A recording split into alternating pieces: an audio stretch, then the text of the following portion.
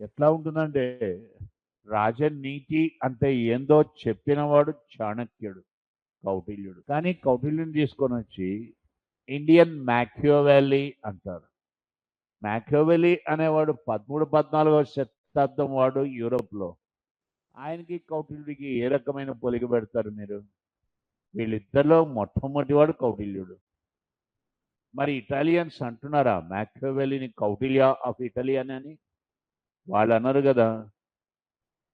మనము ముందు ఒక ట్రెండ్ స్టార్ట్ చేస్తాం, ట్రెండ్ సెట్టర్స్ అంటాం. భారతదేశం ప్రపంచానికి దిక్సూచి లాంటిది. మనం చెప్పే జ్ఞానము, మనం చెప్పేటువంటి విషయాలు ప్రపంచం తర్వాత గుర్తిస్తోంది. కానీ ఇక్కడ మనకు రావాల్సిన గుర్తింపు రావట్లేదు.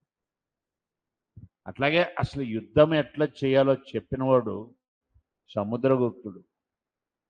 చేతిలో కత్తి ఉంది కదా అని అందరినీ చంపకూడదు. కొందరికి కత్తి చూపించి భయపెట్టాలా, కొందరికి గాయం చేసి వదిలేయాలా, తర్వాత జాగ్రత్త తీసుకోవాలా వాళ్ళ గురించి. వాడు భవిష్యత్తులో ఎప్పుడైనా ఉపయోగపడతాడు నీకు. ఇంకొకరిని అడ్డంగా చంపేయాల, నరికేయాల.